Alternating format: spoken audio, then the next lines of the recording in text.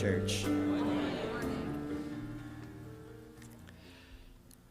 I once heard a priest comment that today's story of finding Jesus in the temple should really be called the story of the delinquent parents. Of course, he was referring to Mary and Joseph leaving Jesus in Jerusalem and not discovering it for a whole day. To be honest, I was so surprised by this priest's judgment of Mary and Joseph that I don't remember what his ultimate point was. Of course, that priest isn't the only one to judge other people's family life. We do it all the time. We see others raising families in ways different from what we're used to, and we judge them, sometimes harshly. Yet we should never criticize or judge another family until we understand the circumstances in which they live. Had that priest who judged Mary and Joseph taken some time to understand the ancient world, he wouldn't have been so quick to judge them. You see, families in the ancient world did not live the way we do today. There were clearly defined nuclear families of parents and children, but these families did not live independently of each other in their own home, like many of us do today. Instead, extended families lived together in somewhat of a family compound. Each nuclear family may have had its own sleeping quarters, but the larger extended family shared common gathering and cooking spaces. Extended families connected with other families and formed a larger clan in which people lived together and in which children were raised. It really did take a village to raise a family.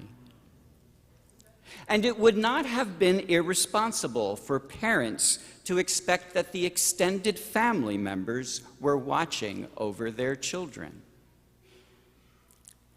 When people in those days traveled long distances, they often traveled in large caravans of families, sometimes including hundreds of people. Often the women and the children started off ahead of the men, who then would later catch up with them. So it's possible that Mary and Joseph left Jerusalem separately, each assuming that Jesus was with the other group, and not discovering their mistake until later that day when the two groups came together. So when we take all of that into account, it's wrong to label Mary and Joseph delinquent. That would be to judge them according to our standards of family life today, as though our practices today should set the standard for all time. It would simply be wrong to assume that what we know today as the typical family is the norm against which all families should be judged. Many of us know that for the last couple of years, the Catholic bishops from around the world have been gathering in what we call a synod to consider family life. It's clear from their work that they all regard what we today call the traditional family, mother, father, children, as a model to be preserved. But once they move away from that model Essentially, with regard to divorced and remarried families, the bishops cannot agree on how to handle them. Some bishops want to be flexible and forgiving when it comes to families who differ from the norm, while others want to take a very hard line on the families who deviate from that norm, a norm they claim has been in place for millennia. The fact is, however, that our understanding of family life has changed dramatically over the centuries. Can we forget that our biblical ancestors readily married their cousins and practiced polygamy?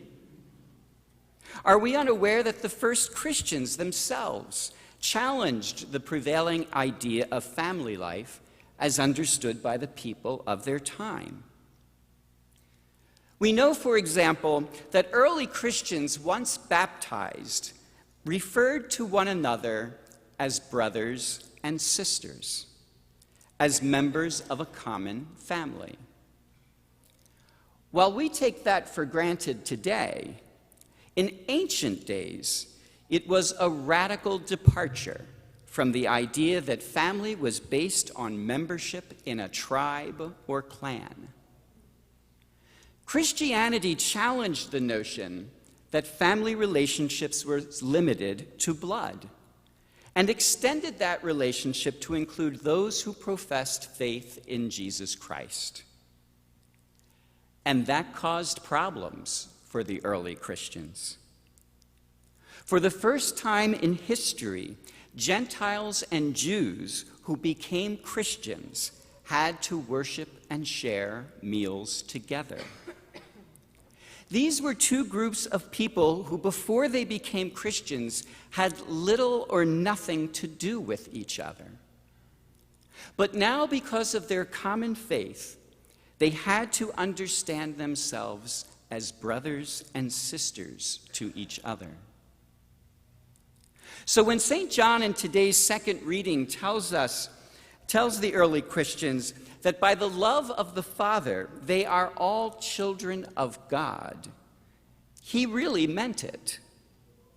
He knew that his early believers consisted of Jews and Gentiles, men and women, slaves and free people. And he had to convince them that their common faith in Jesus Christ made them brothers and sisters to each other. And just as the love of the Father made them children of God, so too were they to live out the new family relationship in the love of Jesus Christ. Obviously, Christians overcame the challenges of the ancient world.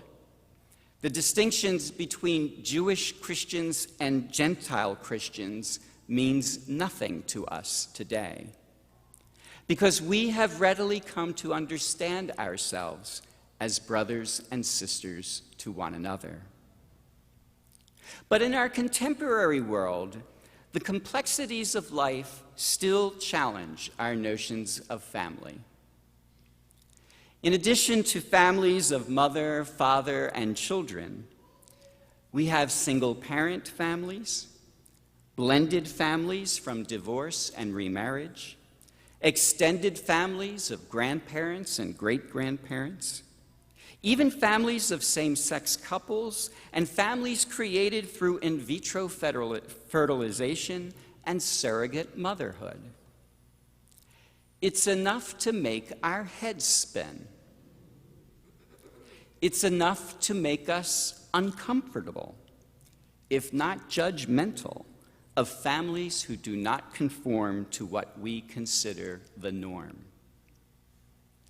But that experience is nothing new to Christianity. Christianity has struggled throughout the years as it has moved family relationships beyond mere blood relationships. In short, Christianity has shifted the idea of family from one based on clan to one rooted in the love of Jesus Christ and the command that he leaves us.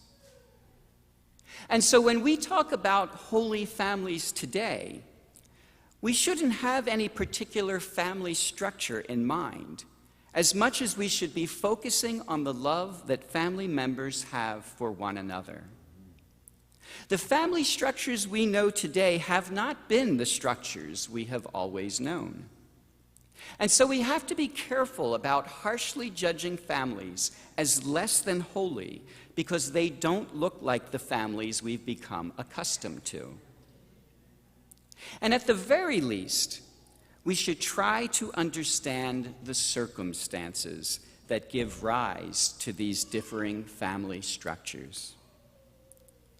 People who divorce and remarry, who rely on extended family members to watch the kids, who use modern technology to conceive a child, need our support, not our judgment. And that's why some bishops suggest that when it comes to receiving the sacraments, the Church needs to understand and to tailor its response to families based on their individual circumstances.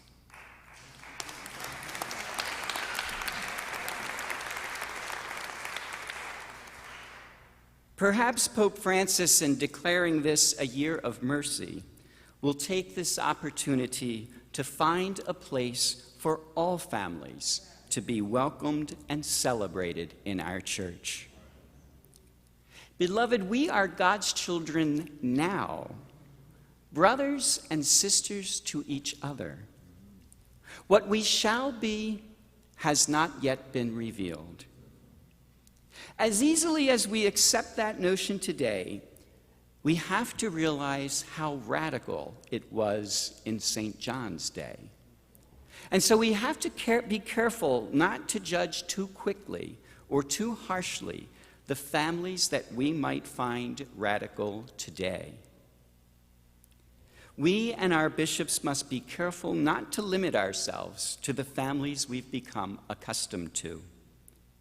The structures we know today have not always been the structure our community has known.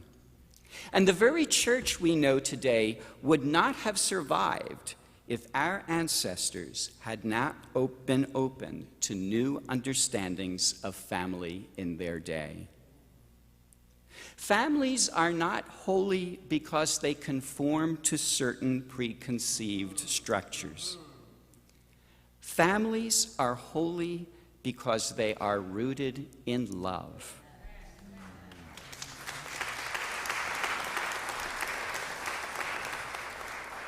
We can't judge others and label good people like Mary and Joseph as delinquent simply because their family structures and practices don't look like ours. Instead, we have to look at the love and commitment within their families and see them as they truly are, as holy families. Amen.